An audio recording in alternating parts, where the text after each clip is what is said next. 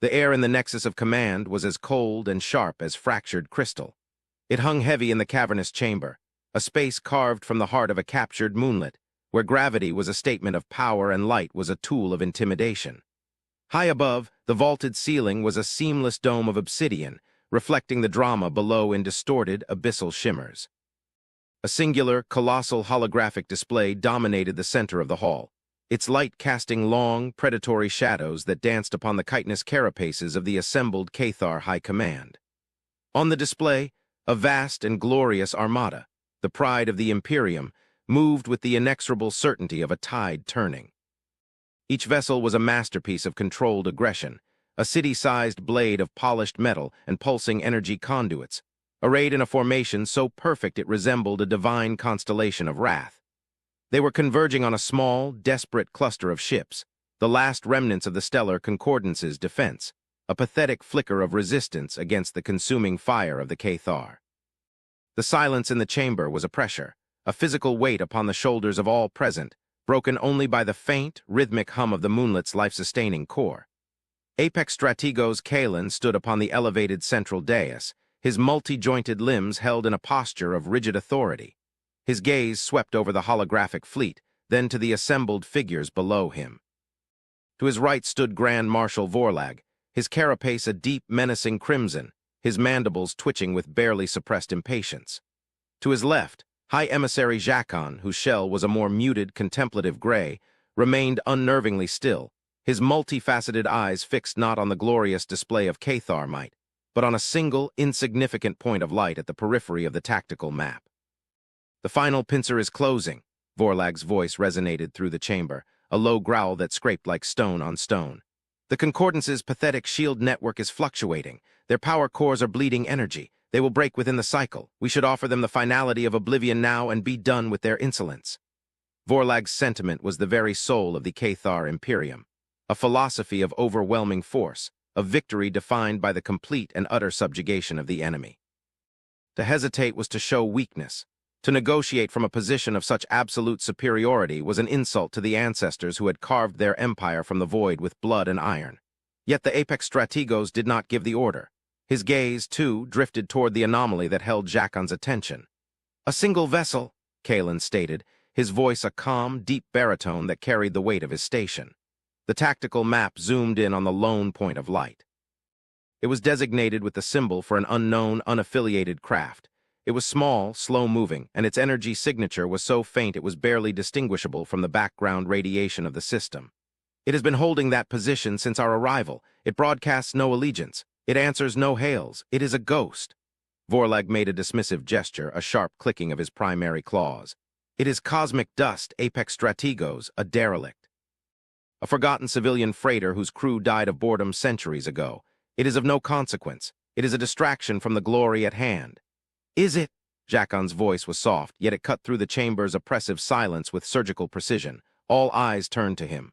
The High Emissary was a controversial figure, a student of alien cultures and histories, a discipline many in the warrior caste considered a decadent and useless pursuit. "We have identified it. It is of human origin." Their records, though sparse and maddeningly incomplete, designated as a vessel of their Odyssey class, a name that implies a long journey. Vorlag scoffed, a harsh, grating sound. "Humans, the ephemeral mammals from the Sol system, a species that has stumbled into the galactic community like a child into a foundry. They have no empire, no grand fleet, no concept of strategic dominance. Their expansion has been a timid crawl, a scattering of self-contained habitats and terraforming projects. They posture with philosophies of coexistence and mutual understanding. They are not warriors. They are gardeners and poets who have built starships by accident. And yet," Jacon continued, his tone unwavering, "they are here, in a war zone. This single, ancient-looking ship has deliberately placed itself in a position to observe the culmination of a conflict that will decide the fate of this entire quadrant. It does not flee. It does not hide. It simply watches."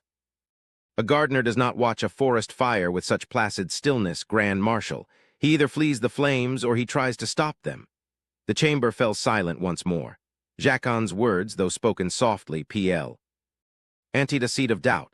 The Cathar mind, for all its strategic brilliance, operated on a narrow spectrum of logic. An action was either a threat, a submission, or an irrelevance. The human ship's behavior fit none of these categories. It was an equation without a solution, and it was deeply unsettling. The Cathar understood power that was projected, that was visible, that could be measured in weapon yields and shield capacities. This ship projected nothing. It was a void, a question mark hanging in space. Its energy signature is that of a sublight freighter, its weapon ports are sealed with centuries of disuse, and its hull composition is archaic, Vorlag countered, tapping a claw on his console to bring up the detailed scan data. The information bloomed beside the ship's icon, a litany of insignificance.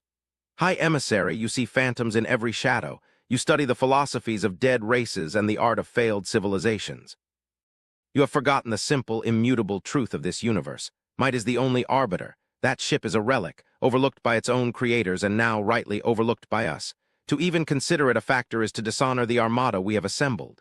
Kalen considered this. Vorlag's logic was the logic of the Imperium. It was the foundation of their ascendancy. The human ship was, by every metric the Cathar used to measure existence, a non-entity. Its presence was a statistical anomaly, a piece of data to be filed and ignored. The real prize, the final, crushing victory over the Concordance, was moments away. To be distracted by a ghost would be a failure of command, a lapse in the predatory focus that was his birthright. The High Emissary's caution is noted, Kalen said, his voice leaving no room for further debate. But the Grand Marshal's assessment is correct. The object is irrelevant. Proceed with the final phase. Transmit the ultimatum to the Concordance. They have one standard period to tender their unconditional surrender. If they refuse or do not respond, you are authorized to dissolve their fleet and their world. A wave of satisfaction washed through the chamber. The warriors, the strategists, the ministers of conquest, they all felt it. The moment of culmination was at hand. Vorlag dipped his head in a gesture of triumphant respect. It will be done, Apex Strategos. He turned to his command interface, his claws flying across the controls, sending the final, unmerciful orders to the waiting Armada. Only Jacquin remained still, his gaze still fixed on the lone human ship on the tactical display. He had spent cycles poring over the fragmented data the Imperium possessed on humanity. He had read their salvaged literary works, their philosophical texts, their historical accounts. They were a species of profound contradictions. They chronicled their own history with a brutal, unflinching honesty, detailing wars and atrocities that would have been purged from the records of any other proud race. Yet, interwoven with this darkness was an equally powerful thread of compassion, of self-sacrifice, of an almost desperate yearning for a quiet, reasoned existence. They were a species that seemed to be at war with its own nature, and Jacquin had long harbored a chilling thought. What if, after millennia of internal conflict, one side had finally won? What if the gardeners and the poets had finally and completely tamed the beasts within themselves?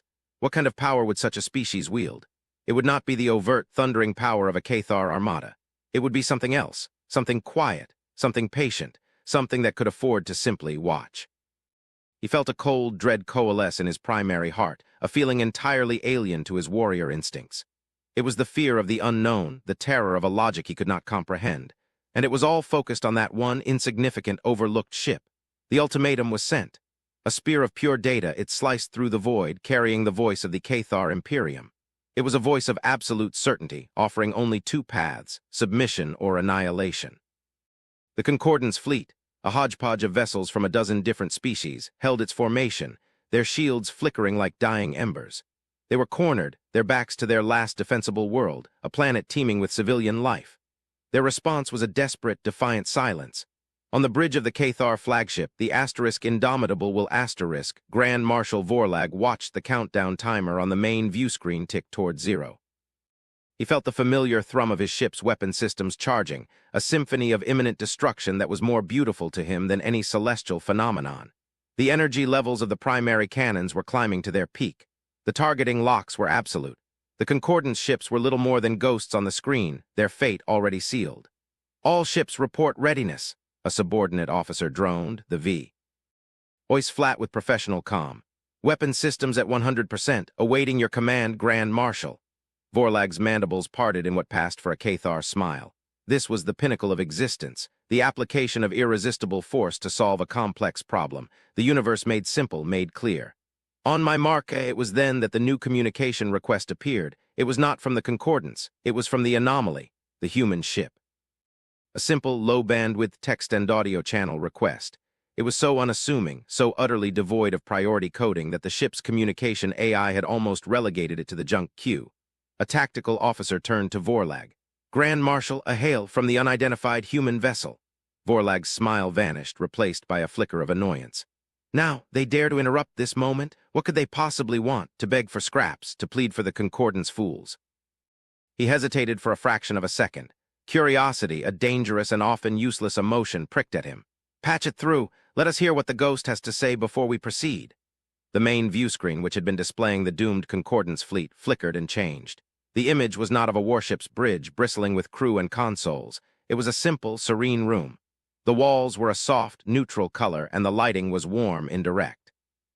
There was a small, green plant on a table in the background, its leaves impossibly delicate. In the center of the frame sat a single human female. She was older, her hair the color of spun silver, her face lined with the faint tracings of time. She wore a simple, dark blue tunic, devoid of rank or insignia. She was not looking at the screen with fear or anger or arrogance. Her expression was one of profound, unshakable calm. Her name, when it appeared in translated text at the bottom of the screen, was Ambassador Eva Rostova. "Grand Marshal Vorlag of the Cathar Imperium." Her voice was as calm as her expression, a low, melodic tone that was utterly incongruous with the tension of the moment. "I am speaking to you from the human science vessel Odyssey. We have been observing the situation in this system. We ask you to cease your advance and stand down your forces." For a moment there was only stunned silence on the bridge of the Indomitable will asterisk. The sheer audacity of the request was so immense it defied immediate comprehension. Then, a wave of incredulous laughter, harsh and metallic, erupted from Vorlag and the other officers. "You ask us," Vorlag finally managed, his voice dripping with contempt. "You, in your single, archaic vessel, ask the Cathar Imperium to abandon a victory that has been centuries in the making. On what grounds do you make such an absurd request, human? By what authority do you presume to speak?" Ambassador Rostova did not react to the mockery. Her calm was a fortress. "By the authority of a principle you have yet to consider, Grand Marshal, the principle that escalation is not the only path to resolution. This conflict is predicated on a misunderstanding of power. You believe it is a finite resource to be taken from others.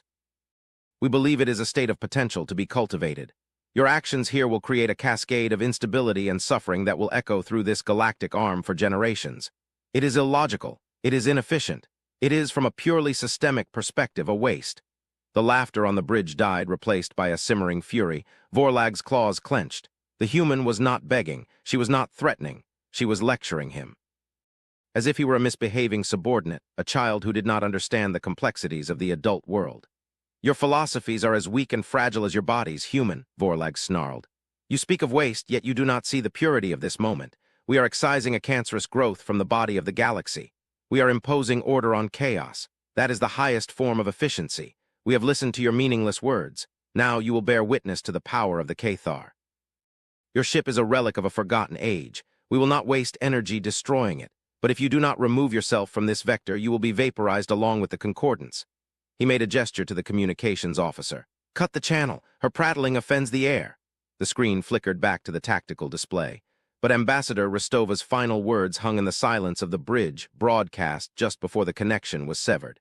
"We did not come here to threaten you, Grand Marshal. We came here to offer you a choice. You have just made it. Please understand that what happens next is not an act of aggression. It is a consequence." A cold shiver, utterly alien to his nature, traced its way down Vorlag's spinal column. A consequence. The word was so simple, so devoid of emotion, yet it carried an immeasurable weight. He shook off the feet. With a surge of renewed anger. It was a bluff, a pathetic, desperate bluff from a species that had no concept of true power. "The time has expired," he roared, his voice shaking the very deck plates of the bridge. "All ships fire," the order was given. The final, irrevocable command. Across the vast Cathar Armada, thousands of weapon emplacements, each capable of cracking a continent, completed their firing sequences. Energy surged, capacitors discharged, and lances of coherent light and matter-disrupting torpedoes were unleashed, destined to erase the Concordance from existence. It was a moment of supreme, ultimate power. And then nothing happened. There was no blinding flash of light, no cataclysmic roar of energy. There was only a sound. It was not a loud sound.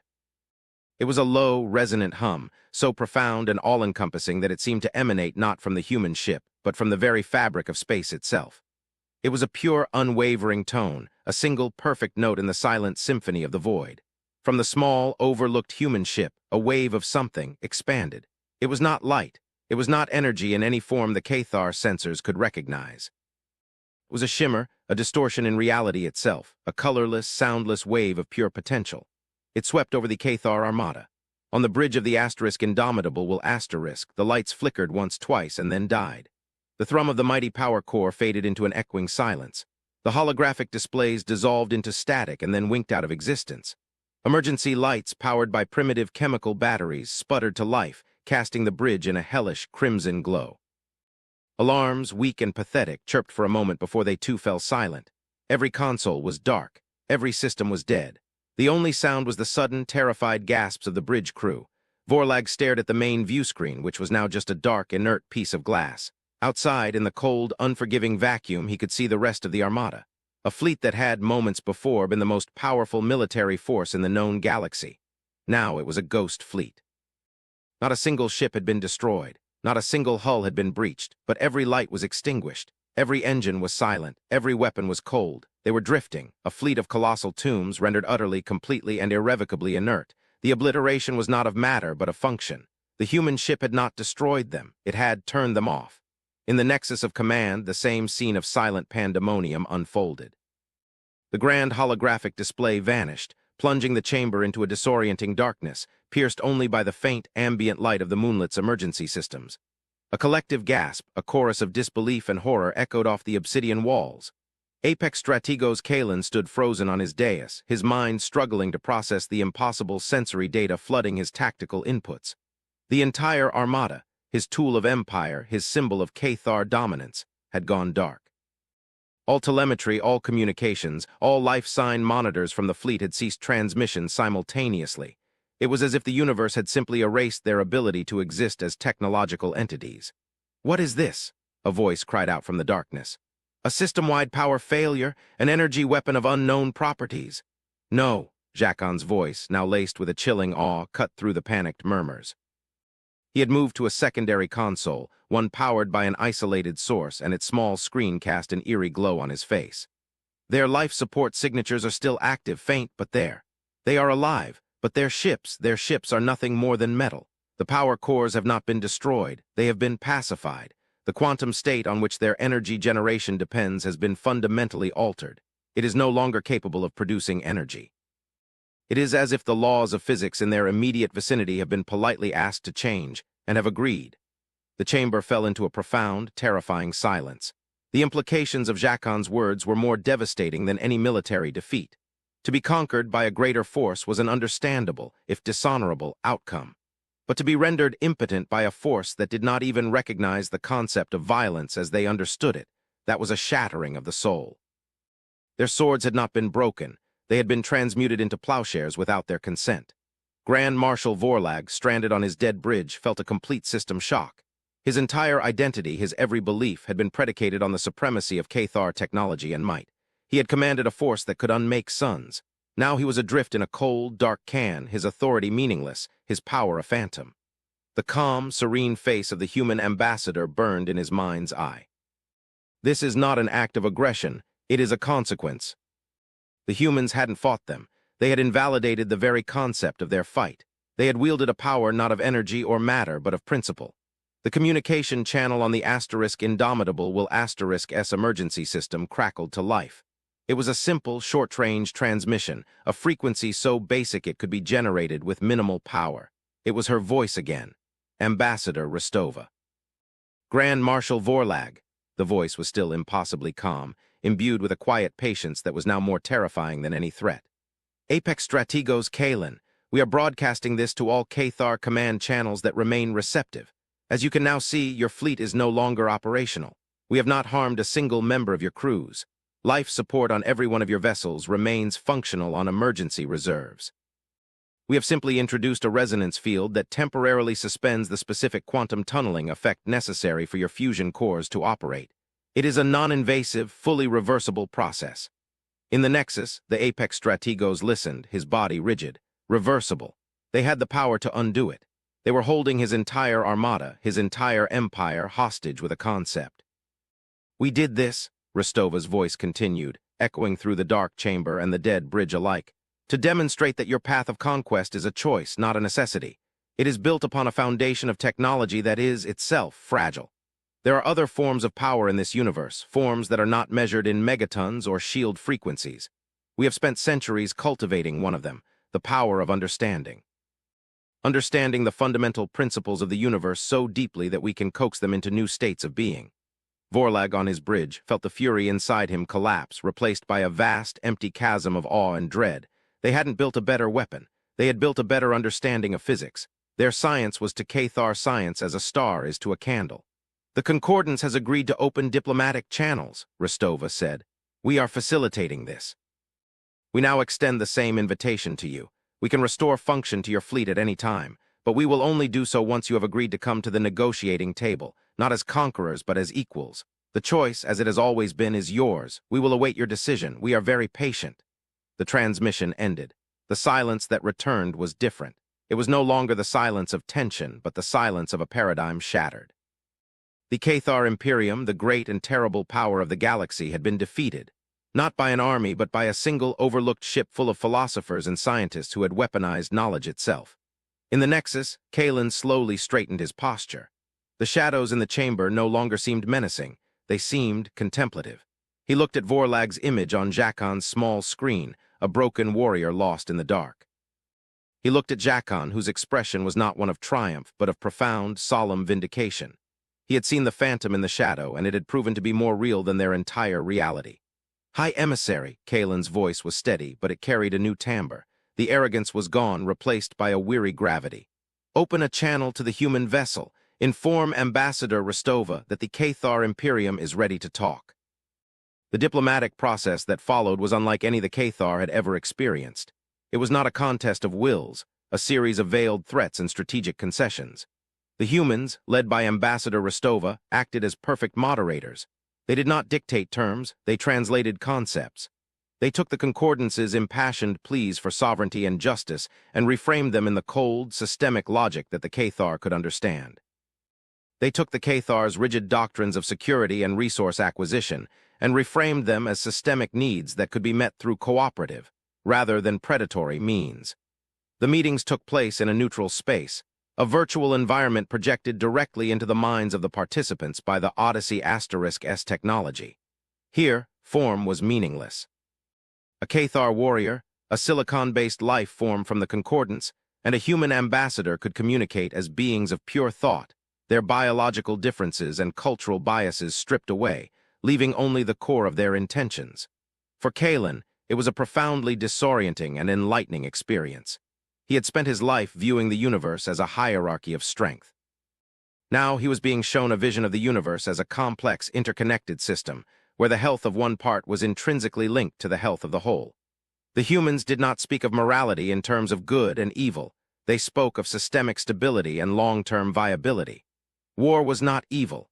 It was a destructive feedback loop that degraded the entire system. Cooperation was not good. It was the most efficient method for ensuring mutual survival and prosperity. During one session, Kalen found himself in a simulated environment resembling a tranquil human garden, facing Rostova's avatar. Why? He transmitted, the thought stripped of all its accompanying Cathar aggression. Why possess this power, this ability to simply end a conflict and not use it to build an empire of your own? You could have made us your slaves. You could have dismantled our civilization and taken all we possess. It is the logical course of action for a superior power. Rostova's presence was as calm in this mental space as it was in person. Her response was not immediate, it was thoughtful, layered. Because an empire built on coercion is inherently unstable, it requires a constant input of energy to suppress dissent. It is, to use your own term, inefficient. We learned this lesson through our own history, a long and painful process of self-discovery. We found that the strongest structures are not built of force but of trust. And trust cannot be commanded, it must be earned. She changed the simulation. They were now floating in the void, watching a star being born in a stellar nursery. We do not see ourselves as a superior power, apex strategos. We see ourselves as an older species. Not in terms of galactic timelines. You are far older than us in that regard, but in terms of our societal evolution. We have passed through the fire of our own aggression and emerged on the other side. We carry the scars of that journey, and those scars have taught us that the universe is far larger and far more mysterious than any single empire's ambition. It was this perspective that finally broke through the last of Kalen's resistance. The humans were not acting out of weakness or some unfathomable altruism. They were acting on a timescale he had never considered. They were not planning for the next conquest, the next century, or even the next millennium.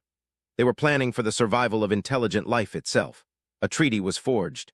The Cathar Armada was slowly, section by section, brought back online, its crews humbled and its commanders re-educated.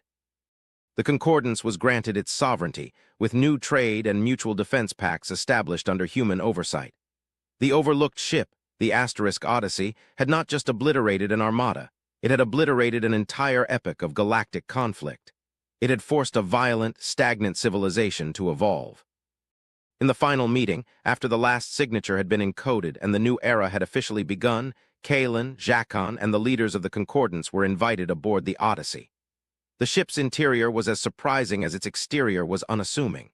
It was not a warship, nor was it a simple science vessel. It was a library, a museum, a university, and a sanctuary all in one. Vast halls were filled with data archives chronicling the rise and fall of countless civilizations, both biological and artificial. Other sections were dedicated to the preservation of art, music, and philosophy from across the galaxy. It was a vessel dedicated not to conquest, but to memory. Rostova led them to the heart of the ship, a chamber called the Observatory. It was a sphere of perfect darkness until she activated the central display. A three-dimensional map of the entire galaxy bloomed around them, a breathtaking swirl of 100 billion stars. "We have shown you our why," Rostova said softly. "Now we will show you the reason for it, the true reason the Odyssey was built." She gestured to the map.